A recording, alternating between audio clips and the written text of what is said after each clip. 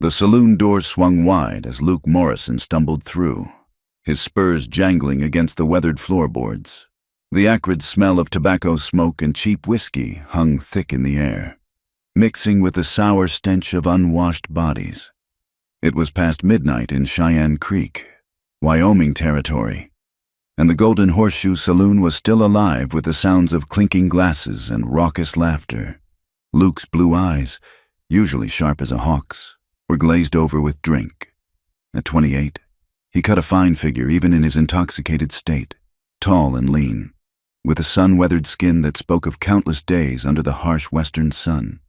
His dark hair hung loose beneath his battered Stetson, and his shirt was stained with trail dust and whiskey. "Morrison," bellowed Jake Hartley from the poker table in the corner. "Get yourself over here, boy. We need fresh money in this game." Luke swayed slightly, gripping the bar for support. He'd been drinking since sunset, trying to drown the loneliness that seemed to follow him like his own shadow. Despite his reputation as one of the best bronc busters in the territory, despite the respect he commanded among other cowboys, the emptiness inside him remained. I'm coming," Luke slurred, pushing off from the bar. He fumbled in his vest pocket, pulling out his last $20, his entire month's wages from the Patterson Ranch. The poker table was surrounded by familiar faces. Jake Hartley, a cattle baron with more money than sense; Tom Snake Eye Sullivan, a professional gambler with slicked-back hair and cold gray eyes; and Samuel Blackwood, the town's banker who enjoyed slumming with the working folk when his wife wasn't watching. "Deal me in," Luke said, dropping heavily into the empty chair. Snake Eye's thin lips curved into a predatory smile. Well, Luke Morrison gracing us with his presence.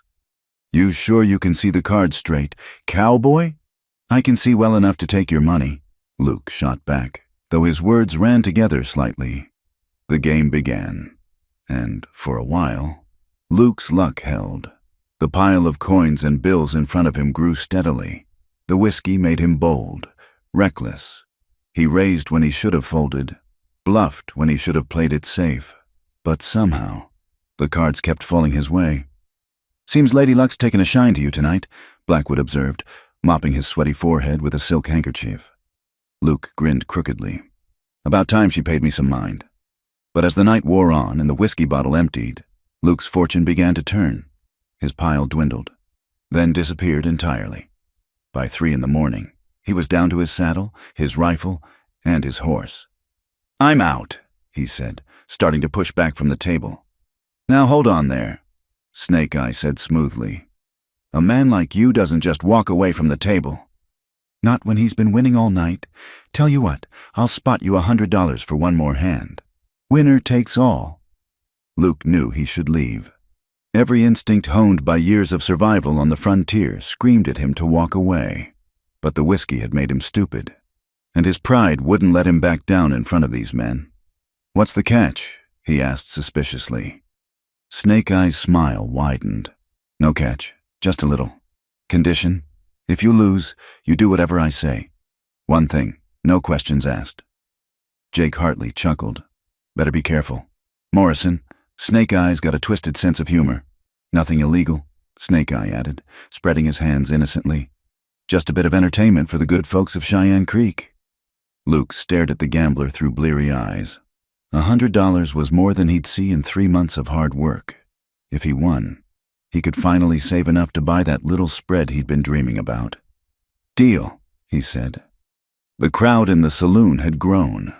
Word spreading that something interesting was happening at the poker table. Men pressed in close, breathing whiskey fumes and anticipation. Snake Eye dealt the cards with practiced ease. Luke picked up his hand.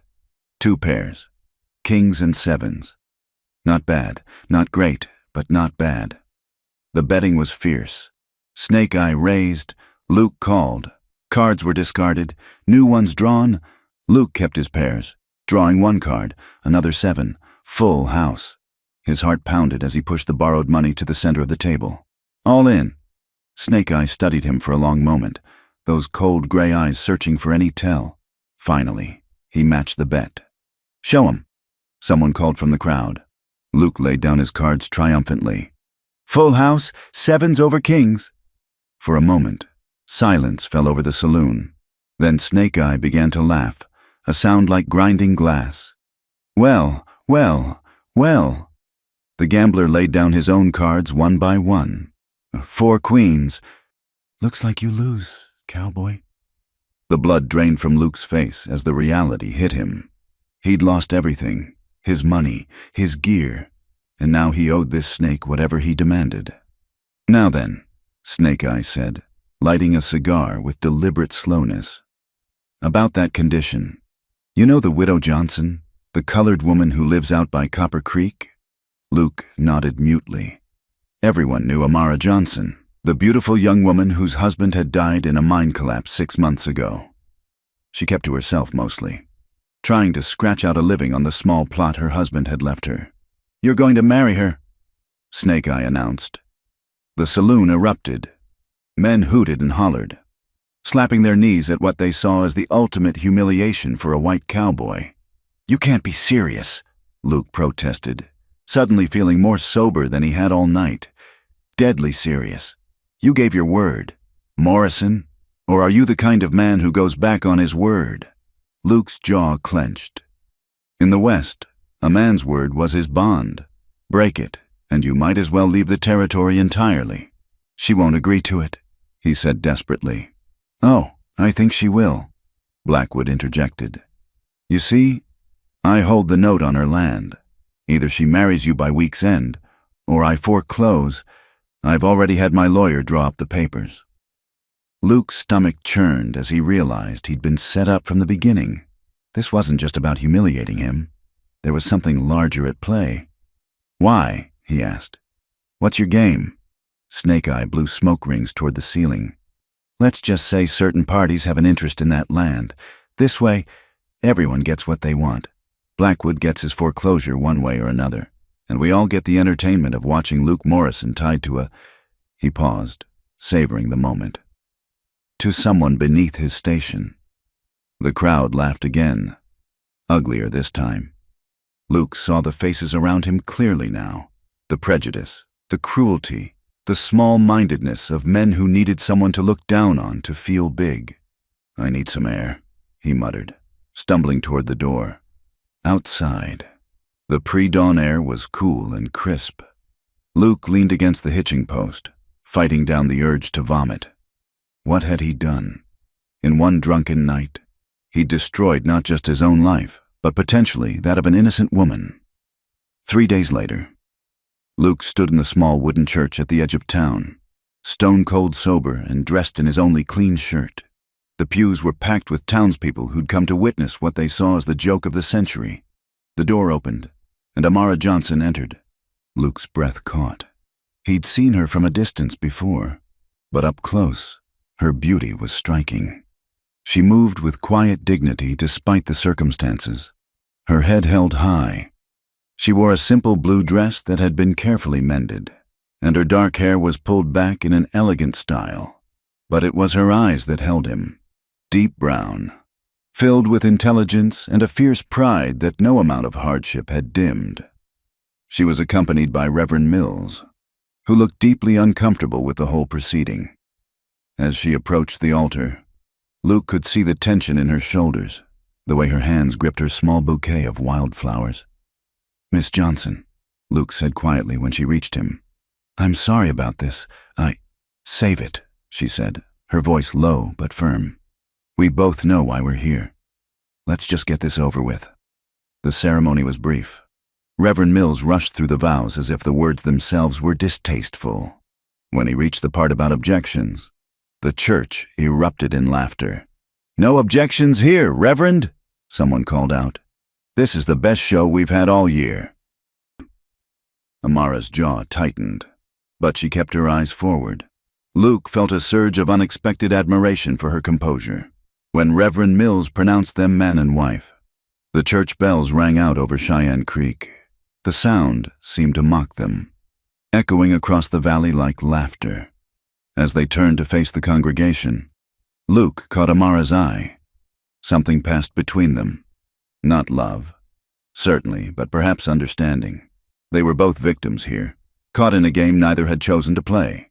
Luke offered her his arm, and after a moment's hesitation, she took it. As they walked down the aisle through the jeering crowd, he leaned close and whispered, so only she could hear. Cowboy lost a bet, forced to wed a black beauty. But maybe the game's not done yet. She looked up at him sharply, searching his face for mockery, finding none. She gave an almost imperceptible nod. Together, they stepped out of the church and into the harsh Wyoming sun, bound now by law, if not by choice, facing an uncertain future in a land that seemed determined to see them fail. The wedding night arrived with a cold wind whistling through the gaps in Luke's cabin walls. The small wooden structure sat lonely on the prairie, 5 miles from town, surrounded by nothing but sagebrush and distant mountains. Luke had built it himself 3 years ago, never imagining he'd bring a bride here under such circumstances. Amara stood in the doorway, her silhouette framed by moonlight. She hadn't spoken during the wagon ride from town, maintaining a dignified silence that made Luke more uncomfortable than any angry words could have. "It's not much," Luke said, lighting a kerosene lamp. The yellow glow revealed the sparse interior, a bed in one corner, a pot-bellied stove, a rough-hewn table with 2 chairs, and shelves holding a few dishes and supplies. "I've seen worse," Amara replied, stepping inside. She set down her small carpet bag, apparently all she'd been allowed to bring from her previous home. An awkward silence stretched between them. Luke busied himself stoking the fire in the stove while Amara stood near the door, arms wrapped around herself, though the night wasn't particularly cold. "Look," Luke began, turning to face her. "I know this isn't what either of us wanted. I'll sleep in the barn. You can have the cabin." "No," her voice was firm. "People will talk. They're already watching, waiting for us to fail. I won't give them more ammunition." Luke studied her in the lamplight. Even in her simple dress, there was something regal about her bearing. "Why did you agree to this?" he asked. "You could have fought Blackwood in court." A bitter smile touched her lips. "A colored widow fighting a white banker in Wyoming territory. How do you think that would have ended?" "Mr. Morrison?" He had no answer for that. They both knew the truth of it. Luke gestured uncomfortably toward the bed. "You take it. I'll make a pallet by the stove." "Thank you," she said quietly, the first soft words she'd spoken to him. As Luke spread out blankets on the floor, Amara unpacked her few belongings. He noticed how carefully she handled each item: a worn Bible, a silver hairbrush, a small framed photograph. When she pulled out a quilt, obviously handmade with intricate patterns, Luke recognized quality work. "Did you make that?" he asked. She glanced at him, surprised by the question. "My mother taught me. She was a seamstress before." She trailed off. "It's fine work," Luke said honestly. "My ma used to quilt. Never seen patterns quite like those, though." "They're from my mother's mother," Amara said, running her hand over the fabric. "African patterns, passed down and changed over time." It was the most she'd said about herself, and Luke found himself curious despite the circumstances. But the moment passed, and she turned away. Hanging the quilt carefully on a peg, they prepared for bed in awkward silence, each hyper-aware of the other's presence. Luke lay on his hard pallet, staring at the ceiling rafters, listening to the rustling as Amara settled into the bed. The cabin felt smaller than ever with 2 people in it. "Mr. Morrison?" Her voice came soft in the darkness. "Luke," he corrected. "Might as well use first names, considering." "Luke, then, I want to be clear about something. This marriage may be forced, but I won't be. That is, I don't expect." "I understand," Luke said quickly, saving them both the embarrassment. "Like I said at the church, maybe the game's not done yet. We'll figure out how to get through this with our dignity intact." "Dignity," she repeated, and he heard a world of meaning in that single word. Morning came too soon, bringing with it the harsh reality of their situation. Luke woke to find Amara already up, kindling the fire in the stove. She moved efficiently around the small space, and he smelled coffee brewing. "You didn't have to," he began. "I pay my way." She interrupted. "I won't be a burden." They ate a simple breakfast in silence. Biscuits Amara had made from Luke's meager supplies and the last of the bacon. Luke noticed she took only a small portion for herself. "We need supplies," he said.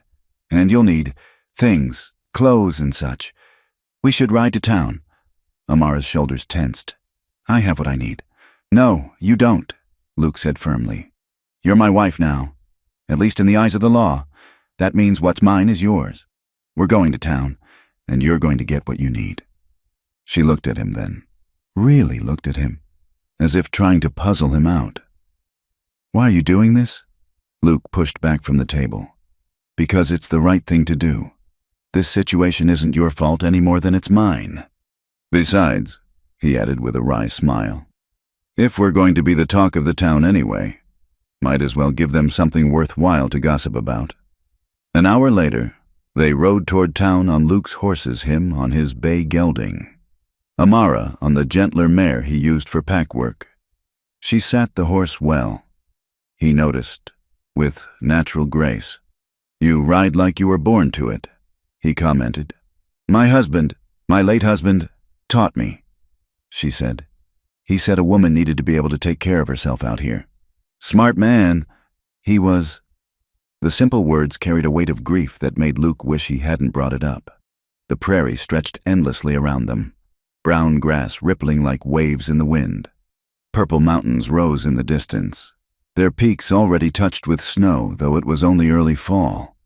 A red-tailed hawk circled overhead, riding the thermals.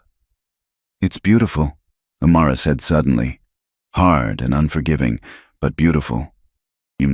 "Most folks just see the hard part," Luke replied. "Takes a certain kind of person to see the beauty, too." They rode in companionable silence for a while, the horses' hooves raising small clouds of dust. Luke found himself stealing glances at Amara, the way she held herself in the saddle, the way the wind caught strands of her hair that had escaped from her bonnet. As they neared town, Luke's jaw tightened. He could already see people gathering on the boardwalk, pointing and whispering. News of their arrival preceded them like wildfire. "Here we go," he muttered. "Let them look," Amara said, lifting her chin. "I've faced worse than small-minded gossip." They hitched their horses in front of Henderson's general store as they climbed the steps. Martha Henderson appeared in the doorway, her pinched face a mask of false sympathy. "Why, Luke Morrison. What a surprise to see you in town so soon after your wedding." Her gaze slid to Amara with barely concealed contempt. "And you've brought your wife." "Morning, Mrs. Henderson," Luke said evenly. "We need supplies." Inside the store, other customers stopped their shopping to stare. Luke ignored them, guiding Amara to the fabric section. "Pick what you need," he said. "And don't skimp. Winter's coming, and you'll need warm clothes." Amara hesitated, clearly uncomfortable with the attention and the charity. But practicality won out, and she began examining the fabrics with a practiced eye. "That calico's poor quality," observed a familiar voice. Luke turned to see Mrs. Eleanor Patterson, wife of the rancher he worked for. Unlike the others, her expression was thoughtful rather than hostile. "The blue wool is much better. Dear, it'll last through winter and beyond." Amara looked surprised at the kindness. "Thank you, ma'am." Mrs. Patterson smiled. "My husband speaks highly of your husband. Mrs. Morrison.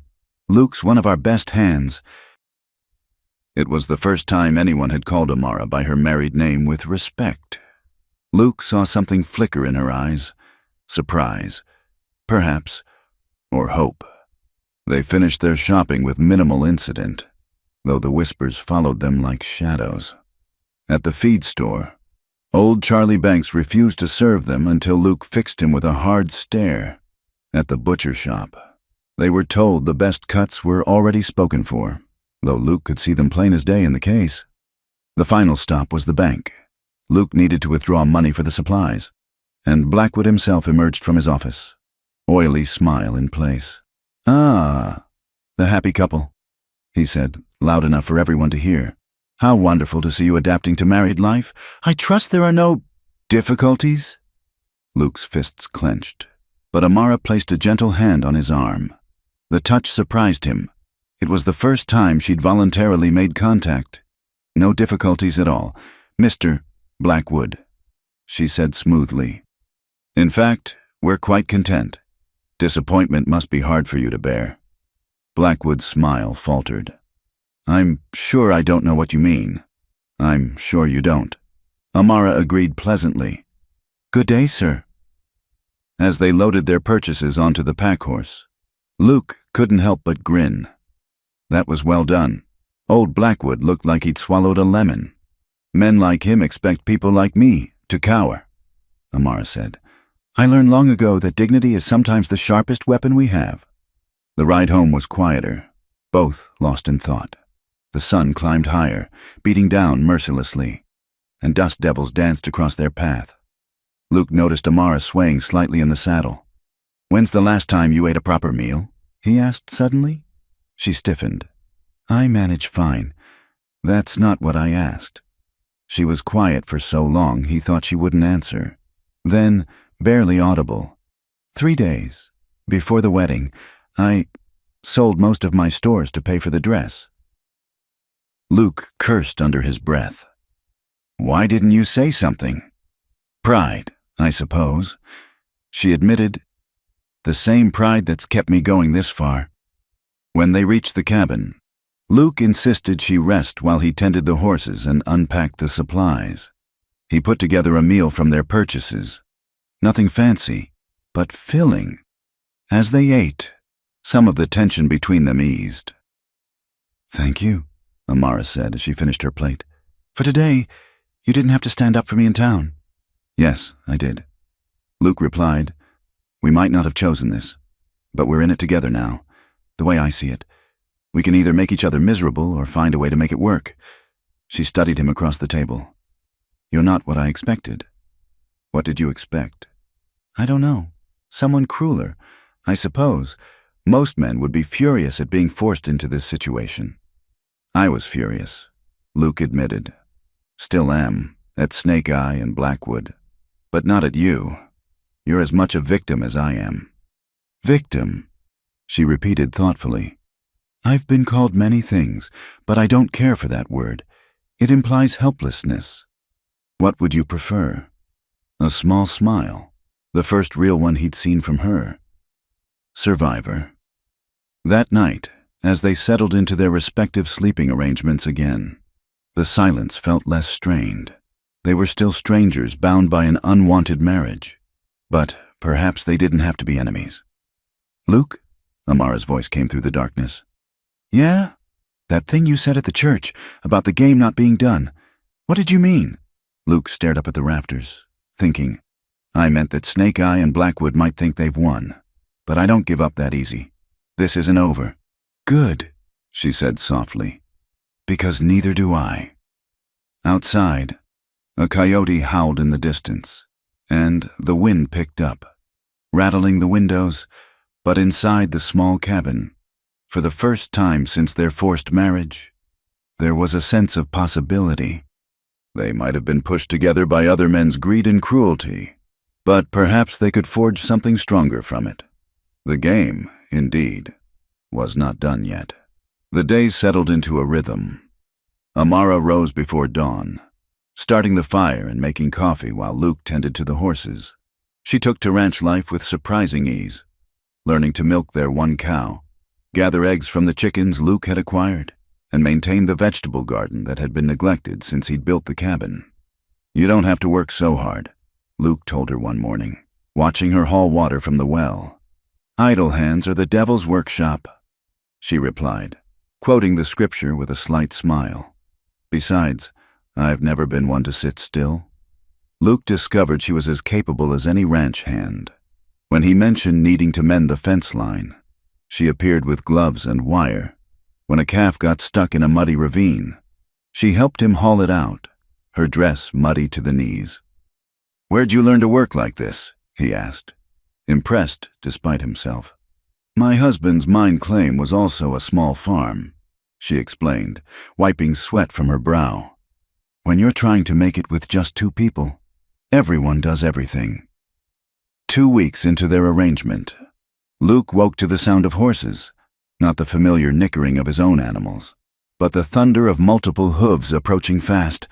He grabbed his rifle and peered out the window. 5 riders were bearing down on the cabin through the pre-dawn darkness. "Amara, get down!" he hissed, but she was already moving. Grabbing the shotgun he'd taught her to use, the riders circled the cabin, whooping and hollering. In the dim light, Luke couldn't make out faces, but he recognized the type horse thieves, taking advantage of isolated homesteads. "Morrison," one called out, "we know you got some fine horse flesh in that barn. Come on out and we might leave your cabin standing." Luke's jaw clenched. Those horses were his livelihood. Without them, he couldn't work, couldn't provide. "I'll give you one warning," Luke shouted back. "Get off my land." Laughter answered him. "Big talk from a man with a colored wife.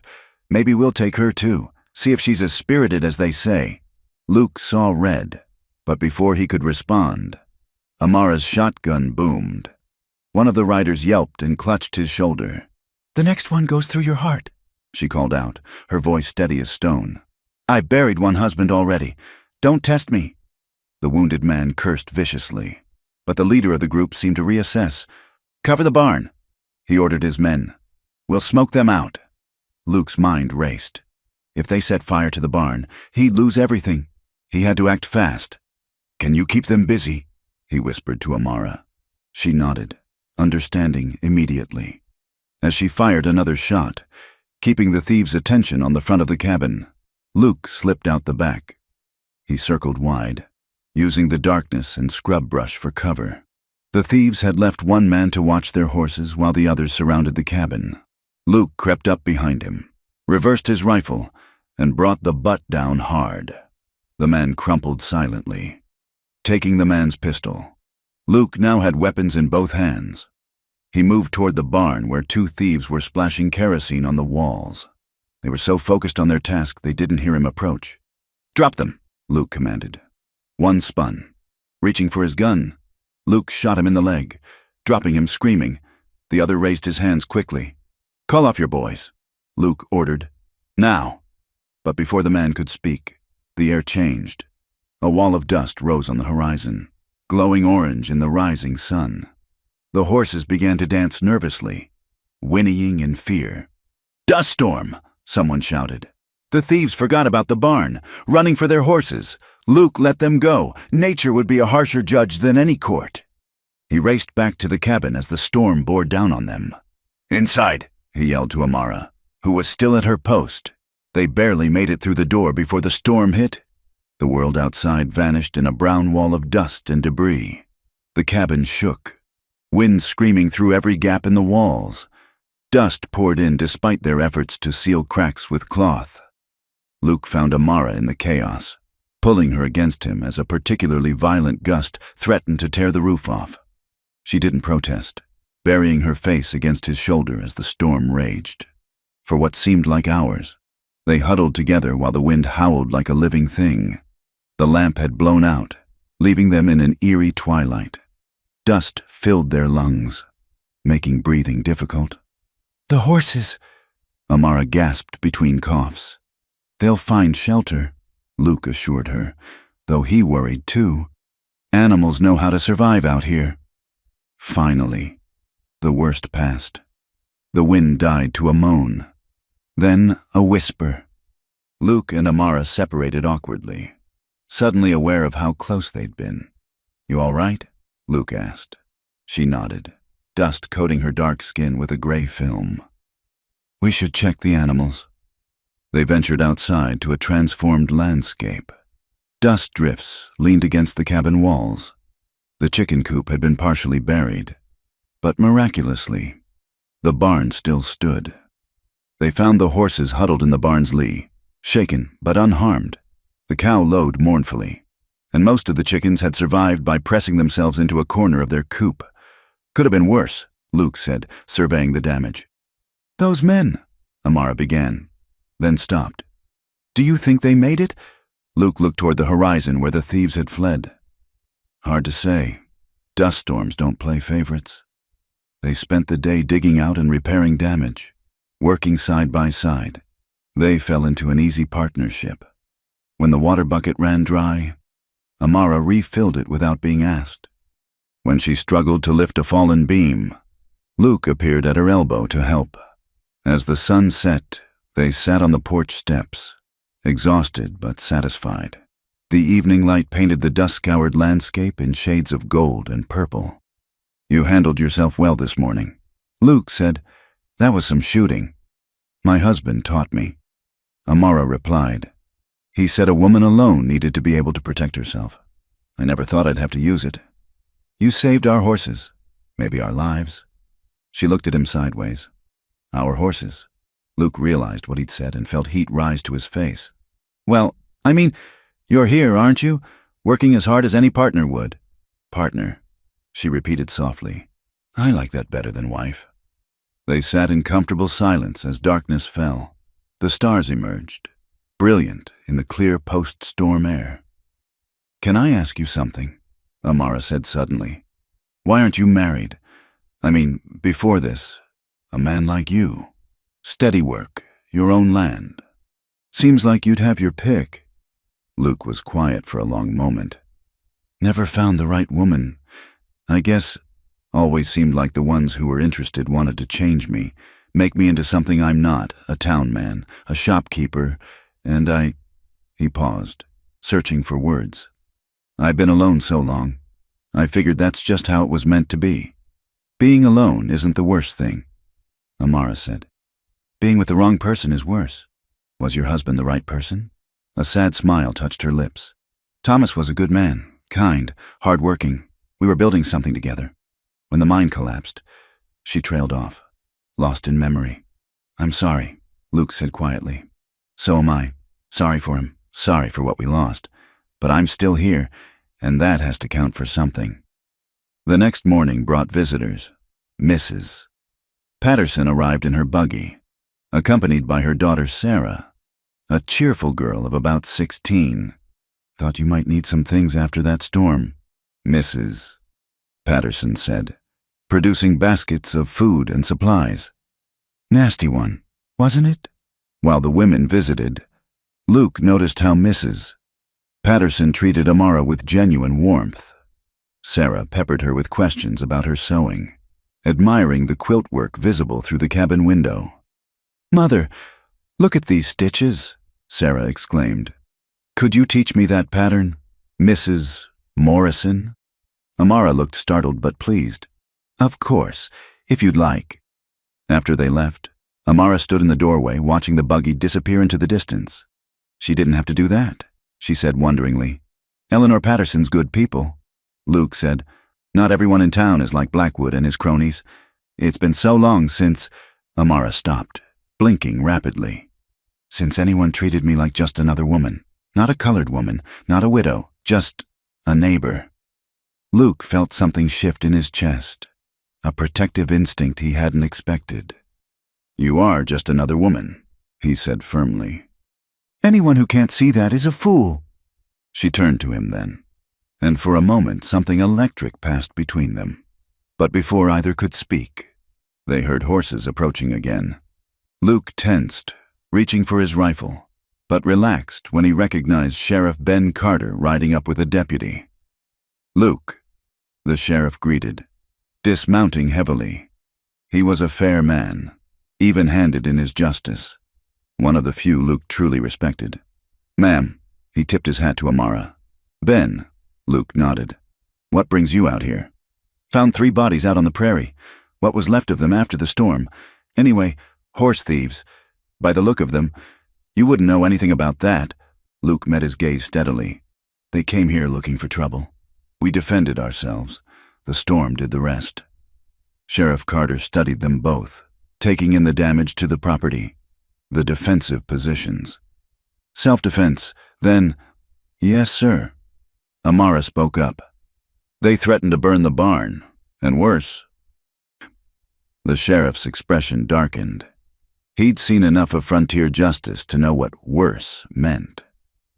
"Well, seems to me you folks did what you had to do. I'll put it down as death by misadventure. Doubt anyone will mourn those particular fellows."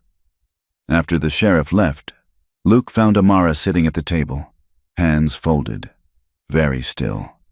"You all right?" "I helped kill men today," she said quietly. "I know they were bad men, but still—" Luke sat across from her. "It's never easy, taking a life, even when you have no choice. But you did have a choice. Let them destroy everything we've worked for. Or fight back. You chose to survive." "We," she corrected, looking up at him. "We chose to survive." That night, as had become their custom, Luke spread his blankets by the stove. But as he settled in, Amara's voice stopped him. "Luke, this is foolish.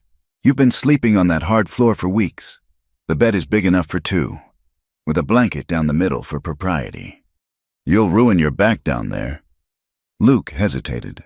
It was practical, sensible even. And after the day they'd had, fighting side by side, something had changed between them. "If you're sure," he said carefully. They arranged the bed with a rolled blanket as a barrier, each keeping to their side. It was awkward at first, both hyper-aware of the other's presence. But exhaustion won out, and soon Luke heard Amara's breathing deepen into sleep.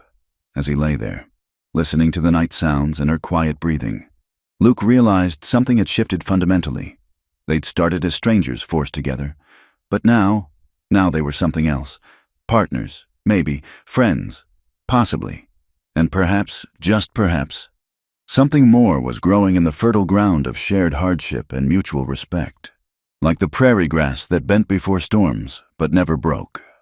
They were learning to survive together. The game that had brought them together was far from over. But for the first time, Luke began to think they might actually win. The rumors started as whispers, carried on the wind like tumbleweeds across the prairie. By the time they reached Luke and Amara's cabin, they had grown into something more sinister. "Jeremiah Hawthorne's been making noise in town," Tom Patterson told Luke when he came to collect his wages. "Says he's got his eye on your land, and—" The rancher paused uncomfortably. "He's been saying things about your wife." Luke's hands stilled on the saddle he was mending. "What kind of things?" "Nothing worth repeating. But Luke, Hawthorne's got money and influence. He owns half the territory's cattle and has judges in his pocket. Be careful."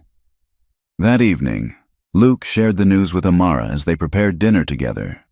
She listened quietly, her hands never pausing in their work of kneading bread. "I know of Hawthorne," she said finally. "He tried to buy Thomas's land after the accident. When I refused, he made threats. Nothing direct, but enough to make his meaning clear. Why didn't you tell me?" She looked at him with those deep brown eyes that had become so familiar over the past weeks. "What would you have done? We both know the law isn't written for people like me." The truth of it sat heavy between them. Luke had seen enough of frontier justice to know she was right. 3 days later, they discovered what Hawthorne meant by pressure. Luke had gone to town for supplies, leaving Amara to tend the homestead. When he arrived at Henderson's store, Martha Henderson met him at the door. "I'm sorry, Luke," she said, though her eyes held no sympathy. "We can't serve you anymore, mister. Hawthorne holds our loans, and he's made it clear that anyone who does business with you will find those loans called in." Luke tried the other shops with the same result. Even Charlie Banks at the feed store, who'd known Luke for years, turned him away with apologetic shrugs. By the time Luke left town, his wagon was empty save for what little he'd managed to buy from a traveling peddler at twice the usual price. "We'll make do," Amara said when he told her. She'd already started planning, rationing what they had, expanding the garden, setting snares for rabbits. "I've survived on less."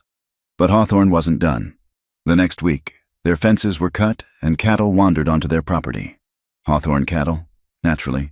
When Luke tried to drive them off, Hawthorne's men appeared, claiming Luke was rustling. "Everyone knows these are your boss's animals," Luke told Red McCann, Hawthorne's foreman. "This is a setup."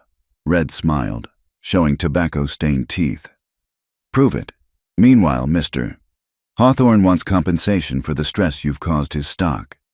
Luke's fists clenched, but Amara's hand on his arm stopped him. Violence would only give them the excuse they wanted. Winter was approaching, and their situation grew desperate. They needed supplies to survive the harsh Wyoming winter, but every door in town remained closed to them. Luke made a decision. "I'm going over the mountains to Bridger," he told Amara. "It's 3 days' ride, but they don't know us there. I can get what we need." "The passes are already getting snow," Amara protested. "It's dangerous. Staying here without supplies is more dangerous." He paused, then added quietly, "I won't let you starve because of my poor choices that night in the saloon." "Our choices," she corrected firmly. "I chose to marry you, remember? For my own reasons. This is our fight, not just yours." Something warm bloomed in Luke's chest at her words. Over the past weeks, the word "our" had become natural between them. He left before dawn the next day, taking the mountain trail that wound up through pine forests and rocky passes. The first day went well enough, though he could see storm clouds building over the peaks. By the second day, snow was falling steadily. Luke pushed on, knowing he had to reach Bridger before the passes became impassable. His horse struggled through deepening drifts, and more than once, Luke had to dismount and lead the animal through particularly treacherous sections. On the night of the second day, disaster struck. Wolves, made bold by winter hunger, circled his camp. Luke built up his fire and kept his rifle ready, but the pack was determined. When they finally attacked, it was from multiple directions at once. Luke shot 2 before they reached him, but a third caught his horse. The animal's screams were terrible in the night. Luke drove off the pack, but the damage was done. His horse was badly wounded, unable to continue. With a heavy heart, Luke did what had to be done, then cached what supplies he could carry and continued on foot. The storm worsened, turning the world into a white void. Ice formed on his beard and eyebrows. His feet went numb in his boots. By the time Luke stumbled into Bridger, he was half frozen and delirious. The townspeople took him to the doctor, who treated his frostbite and exhaustion. "You're lucky, Doctor," Mills told him. "Another few hours and you'd have lost those toes. What possessed you to cross the mountains in this weather?" Luke explained his situation through chattering teeth. The doctor's expression grew grave. "Hawthorne. I've heard that name. He's been buying up land all over the territory, by whatever means necessary. You rest here tonight. Tomorrow, we'll see about getting you supplies and a horse for the return journey." Meanwhile, back at the cabin, Amara faced her own trials. On the second night of Luke's absence, riders approached. She recognized Red McCann's voice calling out, "Mrs. Morrison, we know you're alone in there. Mr. Hawthorne wants to make you an offer. Come out and talk civilized-like." Amara checked the loads in both the rifle and shotgun, then answered through the barred door. "Say what you have to say from there. Mr. Hawthorne will pay good money for this land, enough for you to start over somewhere else. Maybe California, where folks are more accepting of mixed marriages." "This is my home," Amara called back. "Tell Hawthorne it's not for sale. Now don't be stubborn. A woman alone out here, especially a colored woman. Accidents happen. Why, just last month, the widow Chen's place burned down. Terrible tragedy." The threat was clear. Amara's hands trembled, but her voice remained steady. "I'm recording this conversation in writing. Mr. McCann, if anything happens to this property or to me, that record will find its way to the federal marshal. I doubt even Hawthorne owns him." There was muttering among the men. Finally, Red called out, "You've got grit, woman, but grit won't keep you warm when winter really sets in. Think about the offer." They rode off, but Amara didn't sleep that night. She kept watch at the window, rifle across her lap, wondering if Luke was safe, if he'd return, if she could hold out alone. On the fourth day, she spotted a lone figure trudging through the snow toward the cabin. Her heart leapt, then sank as she realized the figure was on foot. She rushed out to meet Luke, who was leading a pack mule loaded with supplies. "What happened?" she asked, supporting him as he stumbled the last few yards. Through blue lips, he told her about the wolves and the storm. She got him inside, pulling off his frozen boots and wrapping him in blankets by the fire. As she worked, she told him about Hawthorne's men. "We're running out of options," Luke said wearily. "No," Amara said firmly. "We're just beginning to fight. Hawthorne thinks we're weak, isolated, but we're not alone." "What do you mean?" "Mrs. Patterson came by yesterday. She and some of the other ranch wives are upset about Hawthorne's tactics. They're organizing a meeting, and Sheriff Carter stopped by too. He can't move against Hawthorne directly, but he's watching. He said to tell you that the federal marshal will be through here next month." Luke looked at his wife, and he realized that's how he'd come to think of her, not as the woman forced upon him, but as his wife, with new admiration. While he'd been gone, she'd been building alliances, thinking strategically. "You've been busy," he said with a weak smile. "We're partners, remember? You risk your life crossing mountains for supplies. I work on the politics." She paused, then added softly, "I was worried about you." "I was worried about you too," Luke admitted. "The whole time in those mountains, all I could think about was getting back here, making sure you were safe." Their eyes met and held. The space between them, once filled with awkwardness and resentment, now hummed with something else entirely.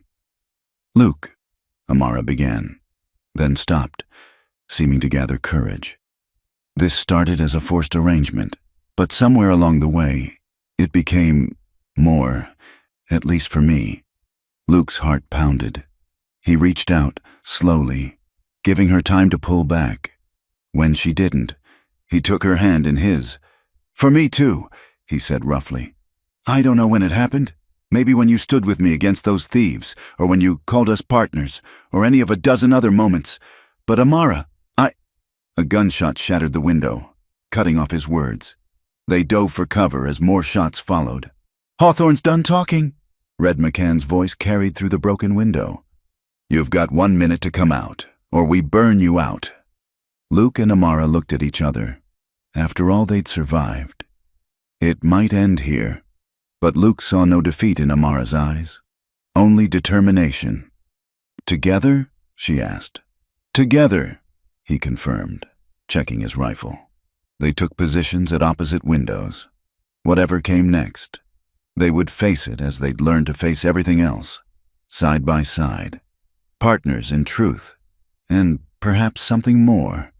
The minute was almost up. Luke could see torches being lit outside, but then, in the distance, came the sound of many horses approaching fast. "What the hell?" Red McCann's voice was uncertain now. Sheriff Carter's voice rang out clear in the night. "Drop those weapons. Boys, this is a lawfully deputized posse, and you're all under arrest for attempted arson and assault." Luke peered out to see not just the sheriff, but Tom Patterson and a dozen other ranchers, all armed, surrounding Hawthorne's men. "You can't arrest us," Red protested. "We're protecting Mr. Hawthorne's interests." "Mr. Hawthorne's interests don't include burning out honest homesteaders." "Mrs. Patterson called out, and Luke was amazed to see her sitting in a wagon with several other ranch wives, all holding rifles. "We've had enough of his bullying." The standoff was brief.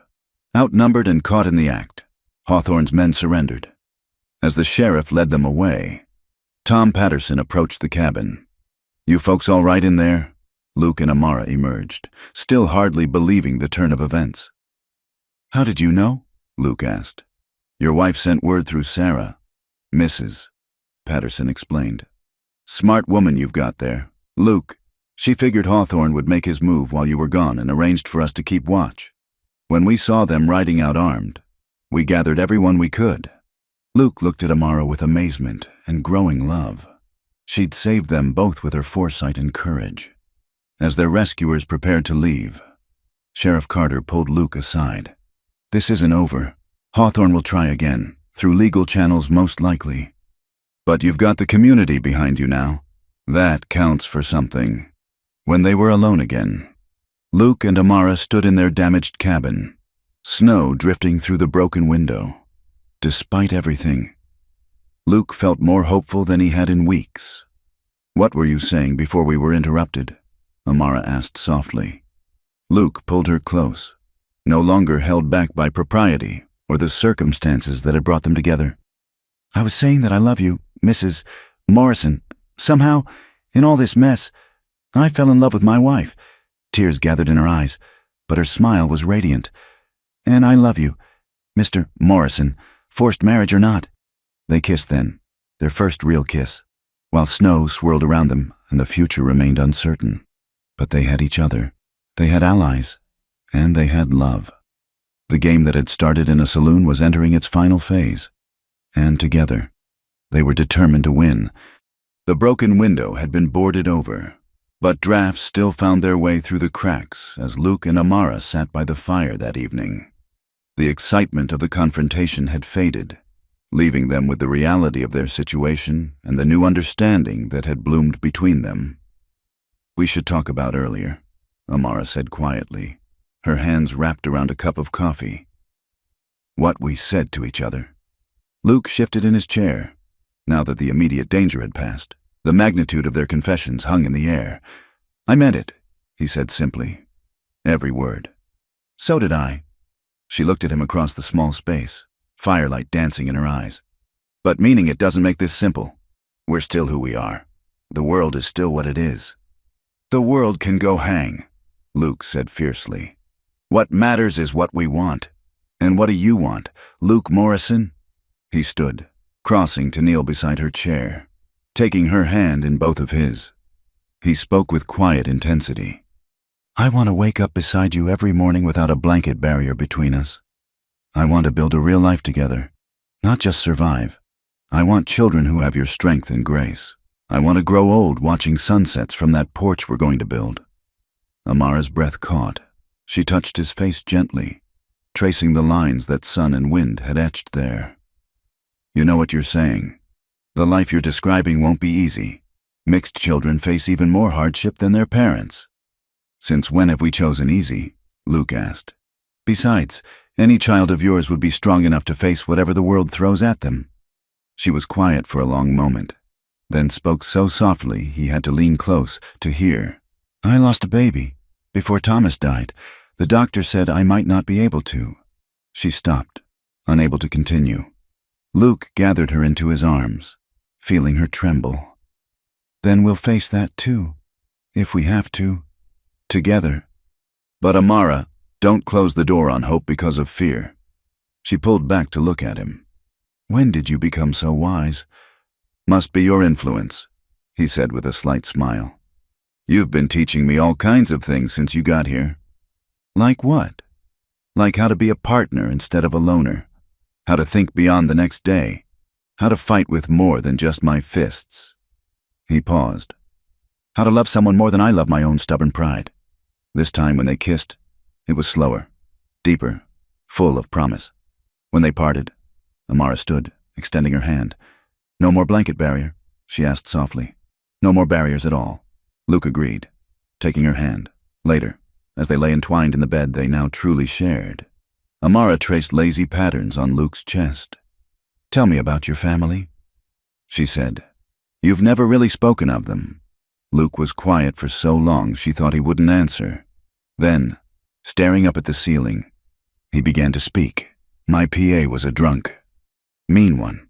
2, Ma tried her best, but 5 kids and a husband who spent more time with a bottle than working wore her down. I left when I was 15. Figured I'd make my own way." "Do you ever wonder about them?" "Sometimes. Had a letter a few years back saying Ma had passed. Pa followed not long after. My brothers and sisters scattered to the winds." He turned to look at her. "What about you? You've mentioned your mother's quilting, but nothing else." Amara's expression grew distant. "I was born into slavery in Georgia. I was only 5 when the war ended, but I remember some things, the fear, the uncertainty. After freedom came, we tried to make a go of it as sharecroppers, but—" She shrugged. "You know how that story goes. My parents saved every penny to send me north to school. They died thinking I'd have a better life." "You will," Luke said firmly. "We will." "Such certainty," she murmured. Where does it come from? From you, he answered. Before you came, I was just existing. Now I have something worth fighting for. They talked through the night, sharing stories of hardship and small triumphs, dreams deferred, and new ones taking shape. By dawn, they knew each other in ways that went beyond the physical intimacy they'd shared. As morning light crept through the windows, Amara suddenly sat up. Luke, what if we didn't just wait for Hawthorne's next move? What if we took the fight to him? What do you mean? I've been thinking. Hawthorne's power comes from fear and isolation. He picks off homesteaders one by one, but what if we united them, created an association? Luke considered this. Like a farmers' alliance? Exactly. Pool resources, share labor, stand together against threats. Mrs. Patterson mentioned other families who've been pressured by Hawthorne. If we could organize them. It's brilliant, Luke said, sitting up as well. But it's also dangerous. Hawthorne won't sit idle while we build opposition to him. He's not sitting idle now, Amara pointed out. At least this way. We're not just reacting. They spent the morning making plans, energized by having a direction beyond mere survival. Luke would ride out to neighboring homesteads, feeling out interest. Amara would work with the ranch wives who'd already shown support. Their first convert came unexpectedly. That afternoon, a wagon approached carrying Clarence and Mary Kowalski, Polish immigrants who farmed 40 acres to the east. We heard what happened, Clarence said in heavily accented English. Hawthorne's men, they come to us too, say we sell or have accident. You're not alone, Luke told them. We're organizing, standing together. Mary Kowalski, a sturdy woman with kind eyes, clasped Amara's hands. Is good. What you do. In old country, we know about standing together against powerful men. Over the next weeks, despite winter's grip on the land, the movement grew. The Pattersons hosted the first official meeting in their large barn. 20 families attended, representing most of the smallholders in the valley. Luke stood before the group, nervous but determined. We all know why we're here. Jeremiah Hawthorne thinks he can drive us off our land, take what we've built with sweat and blood, but he's counting on us being divided, afraid. What can we do against his money and gunmen? Called out James Chen, whose family ran a small vegetable farm. Plenty. Amara stood, moving to stand beside Luke. First, we establish a common fund. Any family that's cut off from town supplies gets help from the others. Second, we create patrol schedules. No more isolated homesteads, vulnerable to night riders. And legally? Asked Wilhelm Schmidt, an elderly German farmer. Hawthorne has lawyers. So will we, Luke said. We've already wired the territorial capital. There's a young lawyer there, Edward Tompkins, who's made a name fighting land grabbers. He's agreed to take our case. The meeting continued for hours, hammering out details. Some were skeptical, others fearful, but by the end, the Cheyenne Valley Homesteaders Association was born, as families departed. Sheriff Carter approached Luke and Amara. Word of advice, he said quietly. Hawthorne's in Denver on business, but he'll be back within the week. When he learns about this, he shook his head. Just be ready. That night, as Luke and Amara prepared for bed, she noticed him checking his rifle for the third time. Are you worried? She asked.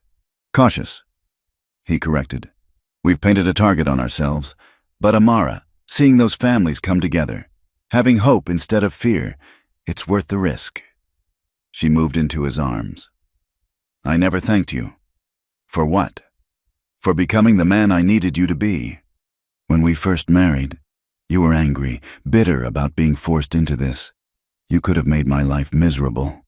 You changed me, Luke said simply. Showed me there was more to life than just getting by.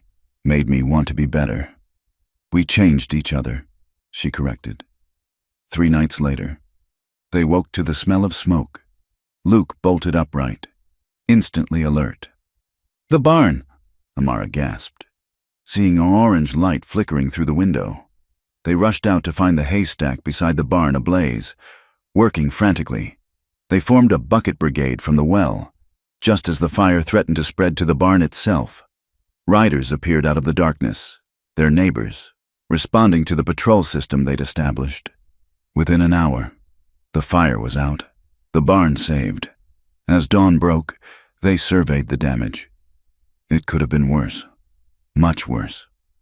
"Hawthorne's back," Tom Patterson said grimly. "This is just the beginning." But as Luke looked around at his neighbors, Polish immigrants, Chinese farmers, German homesteaders, American ranchers, all united in common cause, he felt hope rather than fear. And at the center of it all stood Amara, soot-streaked but unbroken, organizing the cleanup with quiet efficiency.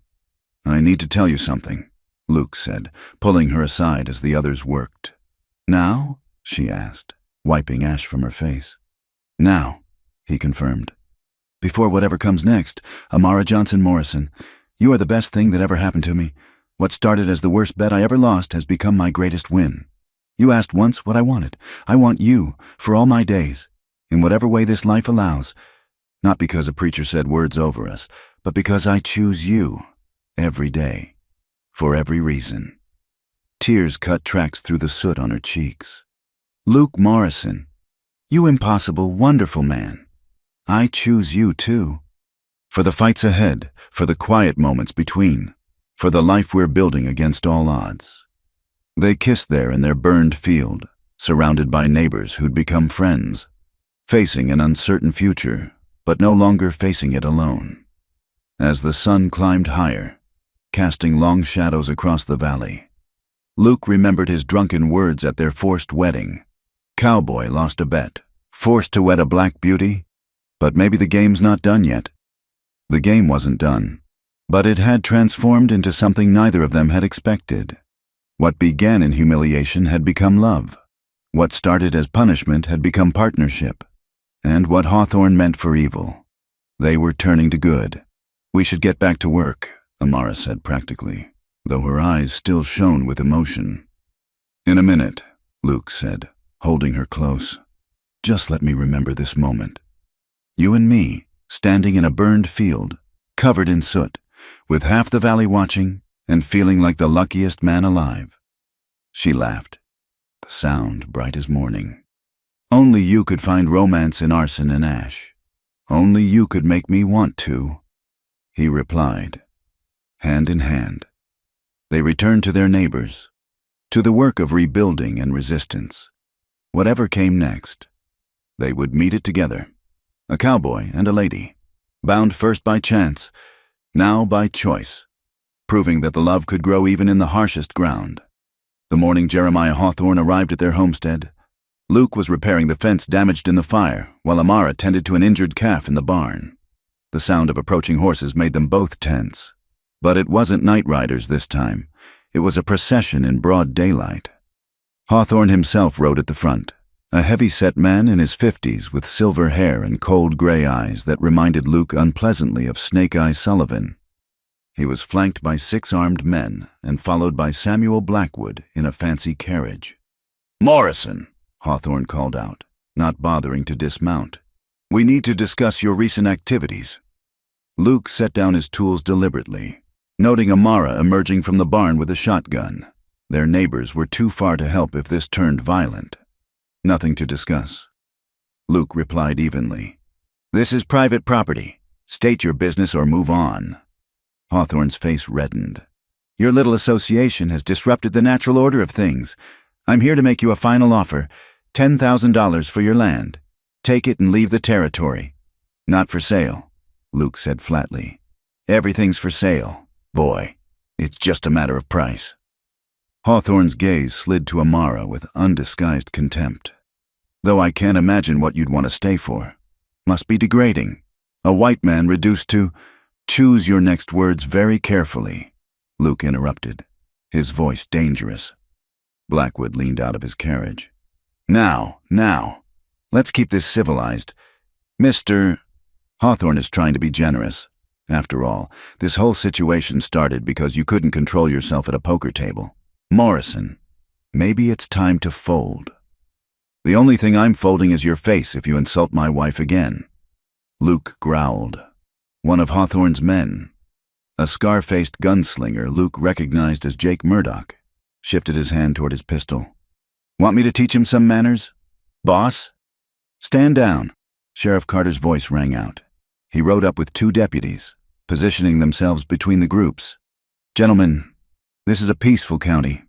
Any violence and I'll arrest the lot of you, regardless of who pays your wages." Hawthorne smiled coldly. "No need for unpleasantness. Sheriff, I'm simply making a business offer, but Mrs. Morrison should know that her background is well documented. A former slave, married to a mine worker who died under mysterious circumstances, now married to a white man who lost her in a poker game.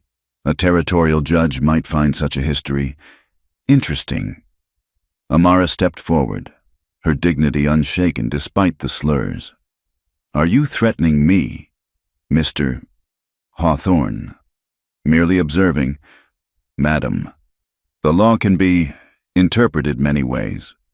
"Then let me make an observation," Amara said, her voice carrying clearly. "You claim to represent civilization and order, yet you employ night riders and arsonists.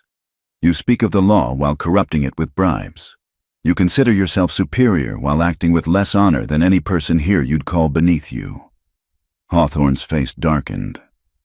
"You dare—" "I dare speak truth," Amara continued. "And here's another truth. We have documented every threat, every attack, every attempted bribe. Attorney Tompkins has filed copies with the territorial governor and the federal marshal. Your reign of terror is ending, Mr. Hawthorne." "Big words from a woman who should know her place," Murdoch snarled. What happened next occurred almost too fast to follow. Murdoch's hand moved to his gun. Luke dove for his rifle, and Amara raised her shotgun.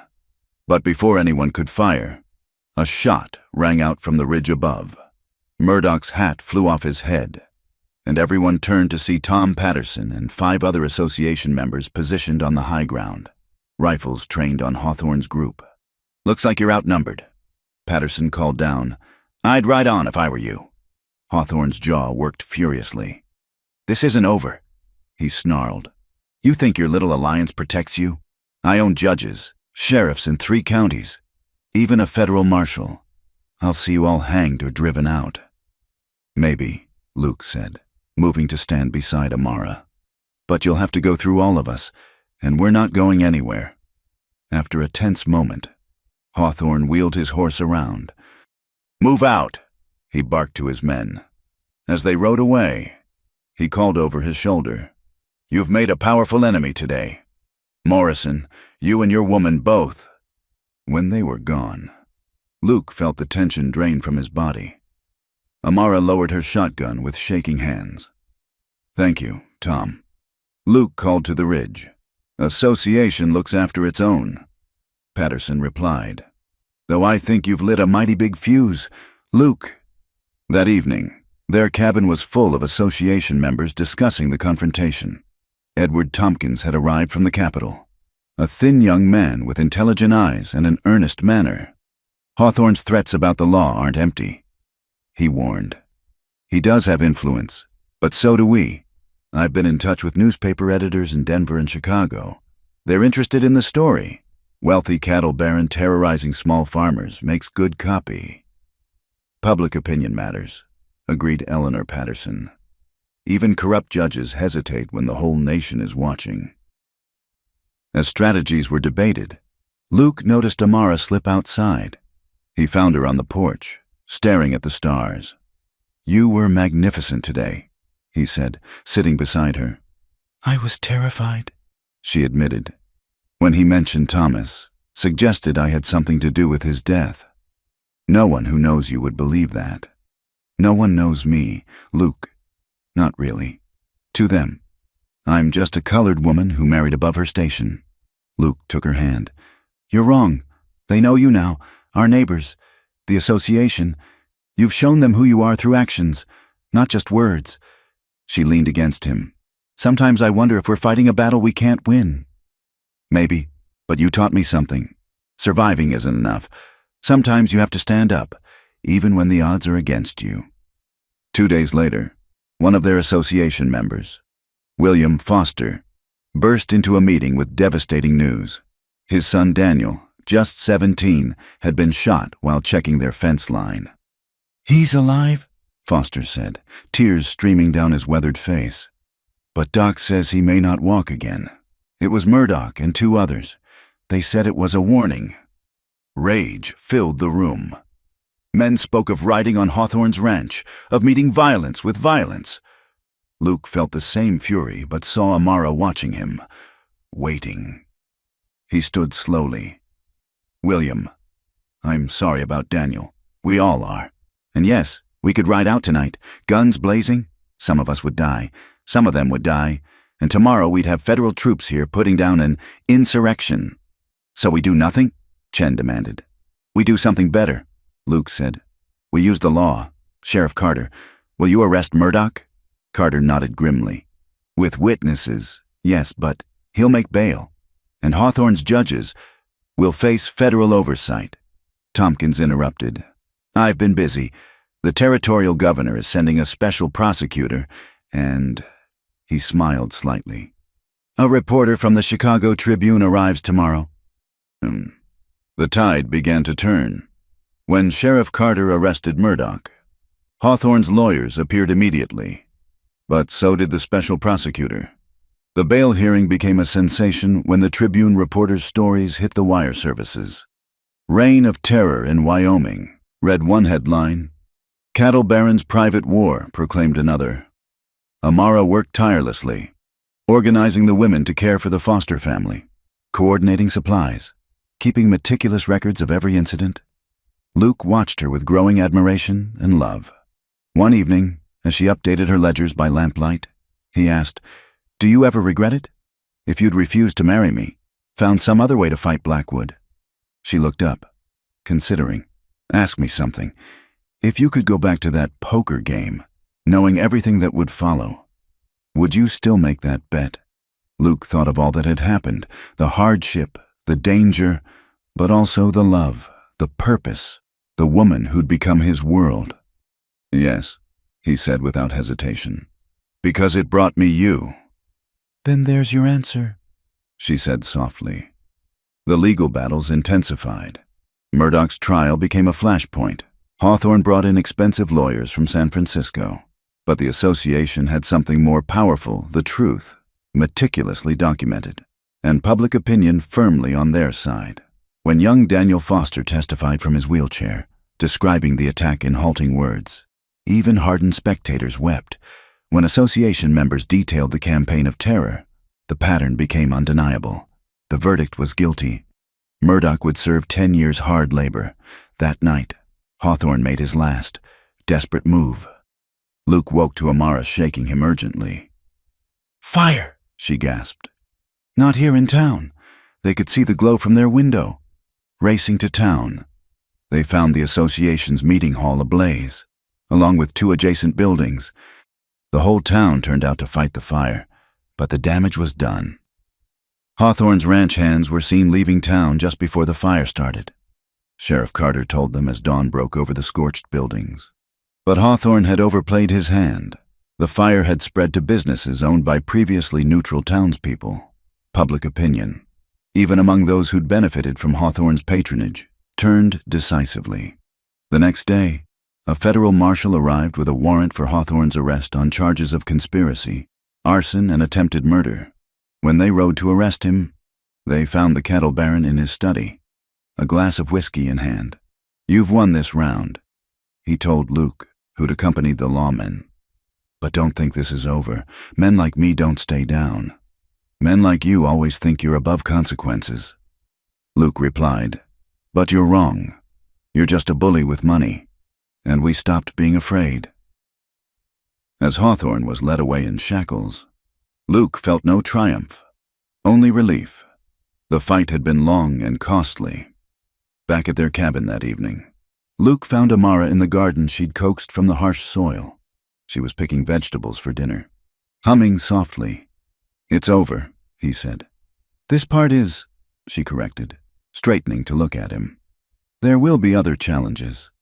But we've proven something important, that people standing together can defeat those who would oppress them.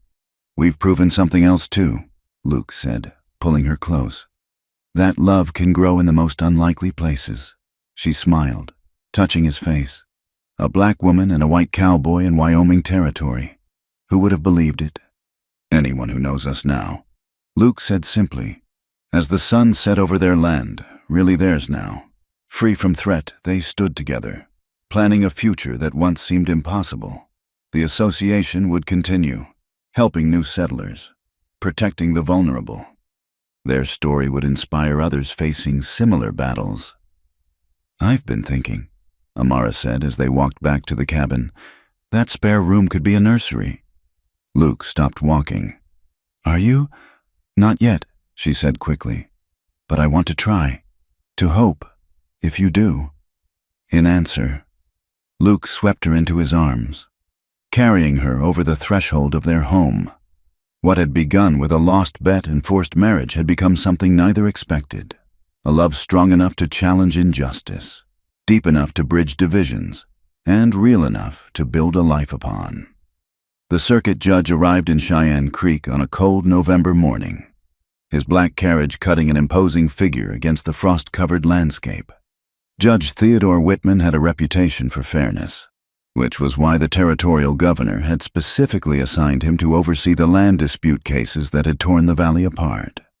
Luke adjusted his collar nervously as he and Amara entered the makeshift courtroom in the town hall. The space was packed with homesteaders, townspeople, and reporters who'd traveled from as far as San Francisco to witness what many called the trial of the century for Wyoming territory. The court will come to order, Judge Whitman announced, his gavel ringing sharply. He was a thin man with penetrating eyes that seemed to miss nothing. We are here to address multiple cases of land ownership disputes, allegations of conspiracy, and claims of illegal coercion. Edward Tompkins stood for the homesteaders, his youth belied by his commanding presence. Across the aisle, Hawthorne's team of lawyers looked like circling vultures in their expensive suits. The first day focused on establishing facts, one by one. Homesteaders testified about threats, burned barns, poisoned wells, and murdered livestock. Amara kept detailed notes, occasionally passing observations to Tompkins. When Sheriff Carter took the stand, Hawthorne's lead attorney, Marcus Pemberton, tried to discredit him. Isn't it true, Sheriff, that you've shown favoritism to the homesteaders? I've upheld the law. Carter replied steadily, if that favors honest folk over criminals, so be it. Objection, Pemberton snapped. Prejudicial. Overruled.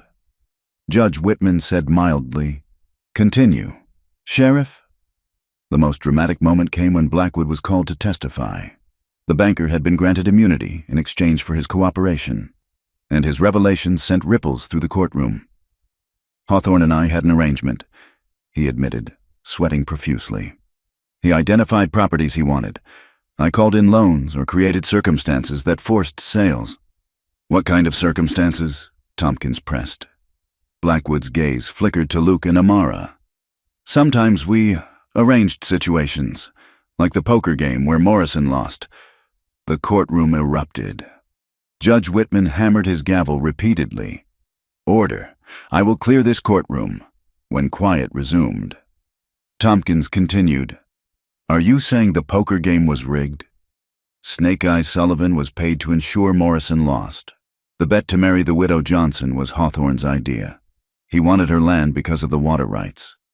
Luke felt Amara's hand find his under the table. All these months, they'd suspected but never known for certain. Pemberton tried damage control on cross-examination. Mr. Blackwood, weren't you simply making legitimate business arrangements? I told myself that, Blackwood said miserably. But when people started getting hurt, killed even, I knew it had gone too far. On the third day, Amara was called to testify. Luke watched proudly as she took the stand, head high despite the weight of every eye upon her. State your name for the record, the clerk instructed. Amara Johnson Morrison, she said clearly. Tompkins led her through the story, her first husband's death, Blackwood's threats, the forced marriage, and the campaign of terror that followed. Mrs. Morrison, Tompkins said gently. Some have suggested you married Luke Morrison for protection, that this was a calculated move on your part. Amara's eyes flashed. I married Luke because the alternative was losing everything my first husband and I had worked for. But if you're asking whether I regret it, the answer is no. What began as survival became love, real love, born from facing adversity together. Objection, Pemberton called. Relevance goes to motive and credibility. Tompkins argued. I'll allow it. Judge Whitman ruled. Pemberton's cross-examination was brutal. Mrs. Morrison, is it true you shot at Mr. Hawthorne's employees? I defended my home against night riders who threatened to burn us out. You took up arms against white men. The racial implication hung heavy in the air. Several association members shifted angrily. I took up arms against criminals, Amara replied with dignity. Their color was irrelevant to their crimes. But surely you understand how unusual it is for someone of your background to assert such rights. Amara lifted her chin. My background is that of an American citizen, Mr. Pemberton. The Constitution makes no mention of color when discussing the right to self-defense. Luke wanted to applaud. Even Judge Whitman seemed impressed by her composure. When Luke testified, he spoke plainly about everything, the drunken bet, his initial resentment, and the gradual realization that Amara was the best thing that had ever happened to him. Mr. Morrison, Pemberton sneered. Are you asking this court to believe that you fell in love with a woman you were forced to marry? A woman of a different race? I'm not asking you to believe anything. Luke replied, I'm telling you what happened.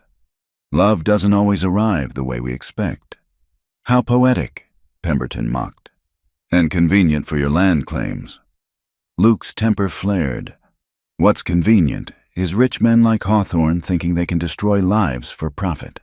What's convenient is lawyers like you defending theft and murder because it pays well. Mr. Morrison. Judge Whitman warned. I apologize, Your Honor, Luke said, though he didn't look sorry. The association members testified over 2 more days.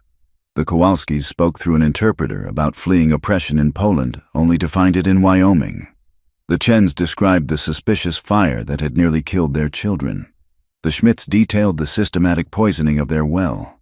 Each story built upon the last, creating an undeniable pattern of organized terrorism. Finally, Hawthorne himself took the stand. Even in custody, he radiated arrogance. I built this territory, he declared. When I arrived, it was nothing but wilderness and savages. I brought civilization, prosperity, and terror. Tompkins interrupted. You brought terror to families trying to build honest lives. I brought progress, Hawthorne countered. Sometimes progress requires strong measures. Strong measures like burning out families, like shooting a 17-year-old boy. I never ordered anyone shot, Hawthorne said smoothly. If overzealous employees acted beyond their instructions, your employees testified you personally ordered the attacks. Tompkins reminded him. The word of criminals looking for leniency. Hawthorne dismissed. The closing arguments took most of the final day. Pemberton painted a picture of successful businessmen being persecuted by jealous smallholders, of natural market forces being misconstrued as conspiracy. Tompkins' response was masterful. He laid out the evidence piece by piece, the testimonies, the documents Amara had meticulously maintained, the pattern of violence that could not be coincidence. This is not about progress versus tradition, he concluded. This is about the rule of law versus the rule of force. It's about whether money and power exempt someone from justice. The homesteaders aren't asking for special treatment. They're asking for equal treatment under the law. Judge Whitman retired to consider his decision. The wait was excruciating. Luke and Amara sat with their neighbors in the hotel restaurant, trying to eat, but mostly pushing food around their plates. Whatever happens, Tom Patterson said, we've already won something. We stood together. We showed them we won't be pushed around. That's right, Mary Kowalski added. In old country, We never could speak against powerful men. Here, we speak is good. When court reconvened, the room was silent as a church. Judge Whitman looked solemn as he began reading his decision. The evidence presented clearly establishes a pattern of criminal conspiracy led by Jeremiah Hawthorne to illegally acquire lands through intimidation, violence, and corruption of legal processes. A collective exhale ran through the homesteader's side. Furthermore, the judge continued, the forced marriage of Luke Morrison and Amara Johnson Morrison represents a particularly egregious abuse of power. However, as both parties have testified to the validity of their current union, the court sees no need to address its initial circumstances beyond noting it as evidence of conspiracy. Luke squeezed Amara's hand tightly. Therefore, it is the judgment of this court that all land transfers made under duress are null and void. Properties will be returned to their rightful owners. Mr. Hawthorne's assets will be seized to pay damages to affected families, and I recommend federal prosecution for Mr. Hawthorne and his conspirators on charges of racketeering. The courtroom erupted in cheers. Association members embraced, many crying openly. Luke pulled Amara into his arms, not caring about propriety or the watching crowd. "We did it," she whispered against his chest. "You did it," he corrected. "Your records, your courage, your refusal to give up." Judge Whitman hammered for order. "I'm not finished. This court has one more matter to address." The room quieted.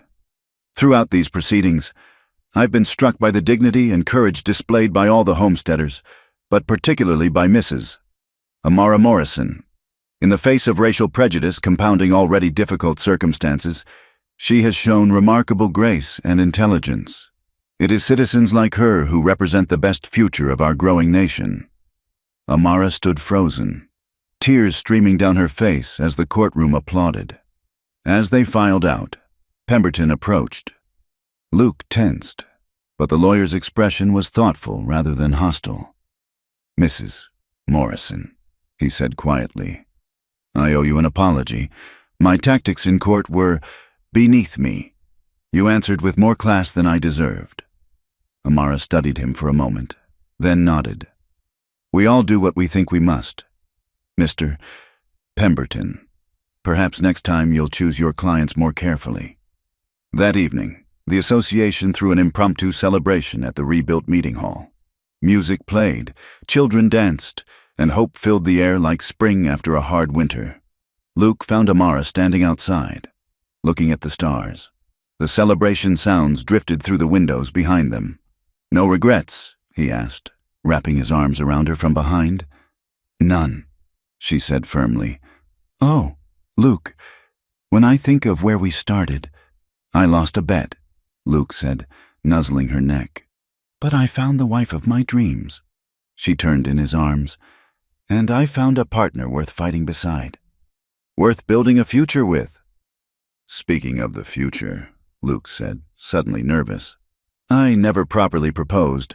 I mean, we're already married. But, Amara Johnson Morrison, will you choose to stay married to me, not because of a bet or threats, but because you want to?" She smiled through tears. "Yes, Luke Morrison.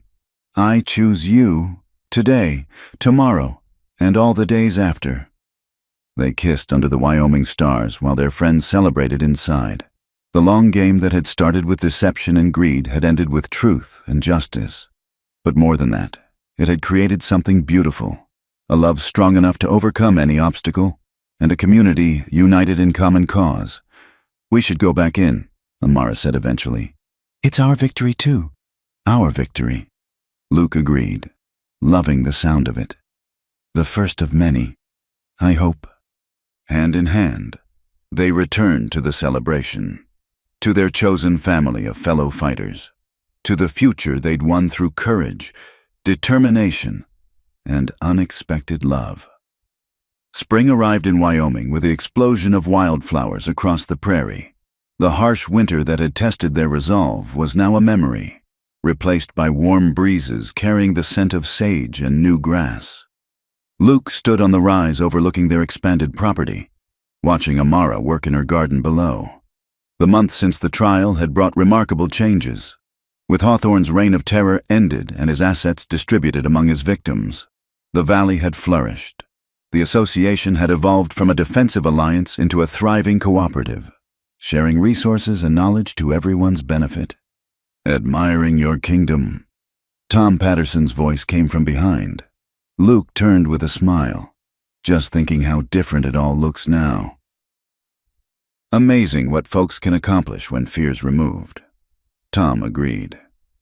Speaking of accomplishments, Eleanor wanted me to remind you about Sunday dinner. She's determined to teach Amara her apple pie recipe. We'll be there. Luke promised. The social barriers that had once seemed insurmountable had gradually crumbled as neighbors became true friends. Down in the garden, Amara straightened, shading her eyes to look up at them. She waved, and Luke's heart swelled as it did every time he saw her. Their love had deepened through winter's trials, becoming something unshakable. That evening, as they prepared dinner together in comfortable rhythm, Amara said quietly, "I have news." Something in her tone made Luke stop chopping vegetables. "Good news or bad news?" "That depends," she said, turning to face him with a mixture of joy and uncertainty in her eyes. "How do you feel about becoming a father?" The knife clattered from Luke's hand. Are we? Doctor, Mills confirmed it today. I'm about 3 months along." Luke crossed the kitchen in 2 strides, lifting her into his arms and spinning her around. "A baby! Our baby! Careful!" she laughed, but she was crying too. "Oh, Luke, I was so afraid to hope, after losing one before." He set her down gently, cupping her face. "This one will be different. I can feel it. Our child, born free, born to parents who chose each other, born to face challenges we can't even imagine," Amara added softly, "and born strong enough to meet them," Luke said firmly, "with your courage and intelligence, and your stubbornness and integrity." She interrupted with a smile. They held each other in the golden evening light streaming through their kitchen window. Dreams of the future expanding to include a new life. Word of the pregnancy spread quickly through their close-knit community. Sarah Patterson immediately began knitting baby blankets, while Mary Kowalski shared remedies for morning sickness that had been passed down through generations of Polish women. Even gruff Wilhelm Schmidt carved a beautiful cradle from oak, presenting it with tears in his eyes. "It's for New American," he said simply. Born to freedom. Not everyone celebrated the news. There were still those in town who viewed their marriage with disgust, and the prospect of a mixed-race child brought out the worst in some. Anonymous notes appeared under their door, and once, someone threw a rock through their window. But for every act of hatred, there were 10 of love. When the window was broken, James Chen appeared the next morning with glass and tools. When the nasty notes arrived, Sheriff Carter made a point of riding by their property daily. "Cowards and fools," he told Luke. "Pay them no mind. That child will grow up in a better world than this one. Mark my words." As summer progressed and Amara's condition became visible, Luke found himself increasingly protective. He insisted on accompanying her to town, hovering until she laughingly told him to stop treating her like spun glass. "I'm pregnant, not fragile," she reminded him as they loaded supplies. "Women have been doing this since the beginning of time." "Not my woman," Luke countered. "Not carrying my child." The moment was interrupted by a commotion down the street. A fancy carriage had arrived, and a well-dressed woman was stepping down. Luke didn't recognize her, but Amara gasped. "Charlotte," the woman turned, her face breaking into a smile. "Amara, I finally found you." The 2 women embraced tearfully while Luke looked on in confusion. Amara finally pulled back, wiping her eyes. "Luke, this is Charlotte Dupree. We grew up together in Georgia. Charlotte, my husband, Luke Morrison." Charlotte extended her hand, which Luke shook carefully. She was a beautiful woman of mixed race, with lighter skin than Amara but similar refined features. "I've been searching for you since I heard about Thomas," Charlotte said. "When the newspapers carried the story of the trial here, I knew it had to be you. Fighting injustice, standing tall, It sounded just like the girl I knew. They retired to the hotel restaurant for tea, where Charlotte revealed her story. After the war, she'd been taken in by a white family who educated her. She'd eventually married a French merchant in New Orleans and was now widowed but wealthy. "I came to see if you needed anything," she told Amara, "but I can see you found something money can't buy." Her gaze moved between them warmly. Real love and real community. Charlotte stayed for a week, and her presence was a revelation. Educated, wealthy, and confident, she challenged many townspeople's assumptions about what a woman of color could be. She donated generously to the association's school fund and promised to spread word of their success to other communities facing similar struggles. "You're creating something important here," she told them before leaving. "A model for how people can live together with respect and justice. Don't let anyone tell you otherwise." The summer passed in preparation and anticipation. Luke and the other men added a room to the cabin for the baby, while the women organized a quilting bee to create blankets and clothes. It became a celebration of community, with each family contributing squares that told their own stories. "Look," Amara showed Luke one evening, spreading the nearly finished quilt across their bed. "This square is from the Kowalskis. It's a Polish eagle. And this one from the Chens shows a crane for long life. The Schmidts contributed this pattern from Bavaria." "And this?" Luke asked, touching a square showing mountains against a sunset. "That's mine," Amara said softly. "It represents our view, our home, where our child will grow up free." As autumn arrived and Amara grew heavy with child, they received an unexpected visitor.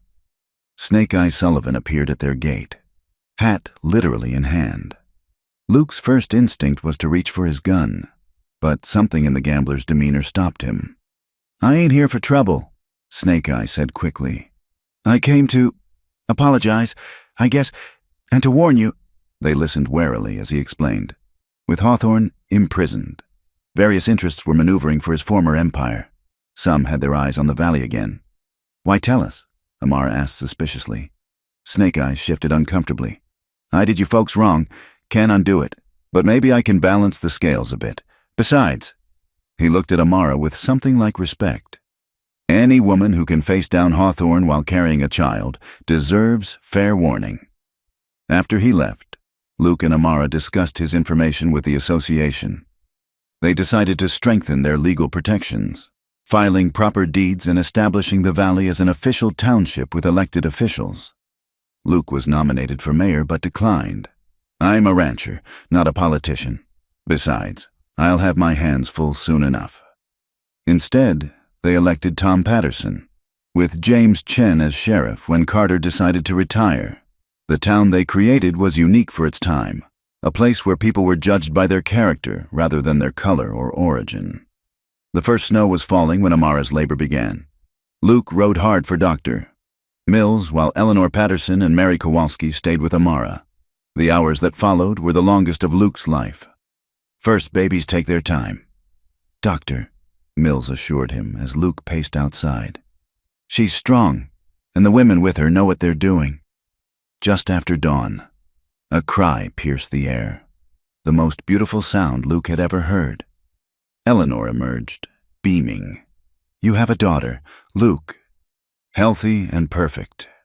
Luke rushed in to find Amara propped up in bed, exhausted but radiant, holding a small bundle.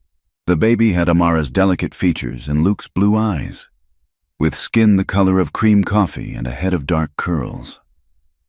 "Our miracle," Amara whispered as Luke sat carefully beside them. "She's beautiful." Luke breathed, touching the baby's tiny hand. "What should we call her?" "Hope," Amara said firmly. "Hope Morrison, because that's what she represents."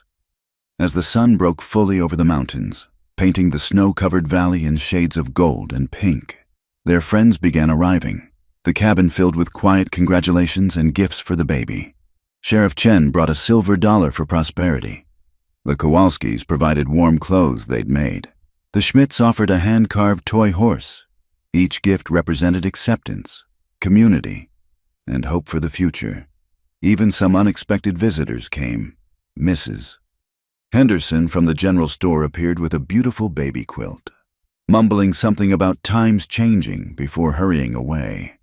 Several townspeople who'd been neutral or hostile before seemed to soften at the sight of the innocent child. That evening, as their friends departed and peace settled over the cabin, Luke and Amara sat by the fire with baby Hope sleeping between them. "Remember what I said at our wedding?" Luke murmured. "Cowboy lost a bet, forced to wed a black beauty. But maybe the game's not done yet." "I remember," Amara said, smiling at the memory of that difficult day. "I was wrong," Luke continued. "The game is done, and we won everything that matters. Love, family, community. And now, our daughter. I couldn't have imagined any of this that night in the saloon." "Neither could I," Amara admitted. "When Blackwood forced this marriage, I thought my life was over. Instead, it was just beginning." Hope stirred in her sleep, making small sounds that had both parents instantly alert. But she settled again, safe and warm between them. "What kind of world will she grow up in?" Amara wondered aloud.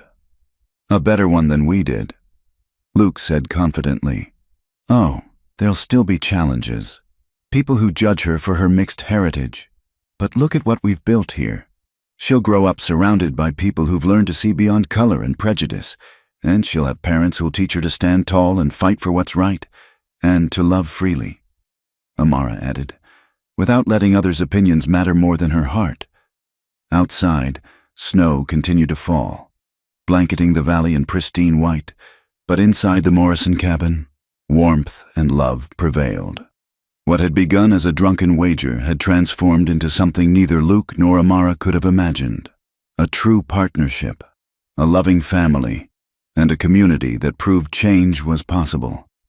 As they prepared for bed, carefully placing Hope in the beautiful cradle Wilhelm Schmidt had made, Luke pulled Amara close. "Thank you," he whispered. "For what?" "For being brave enough to take a chance on a foolish cowboy. For showing me what real strength looks like. For our daughter. For everything." Amara turned in his arms, her eyes bright with tears and love. "We saved each other. Luke Morrison, and now we have a lifetime to keep doing it."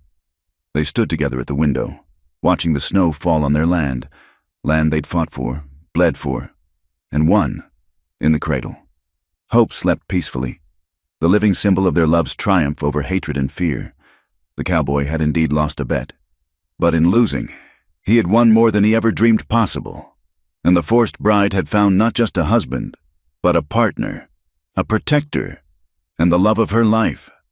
Their story would be told for generations, a tale of how love conquered prejudice, how courage defeated oppression, and how two unlikely souls created a legacy of hope in the harsh but beautiful Wyoming territory. Thank you so much for listening to this Wild West love story. I hope you enjoyed following Luke and Amara's journey from a forced marriage to true love. If you're listening to this story, I'd love to know where in the world you're tuning in from. Please leave a comment below and let's connect. Don't forget to subscribe to the From Wild West channel for more authentic frontier tales. And share your thoughts about Luke and Amara's story. Did their love touch your heart as much as it touched mine? Let me know in the comments.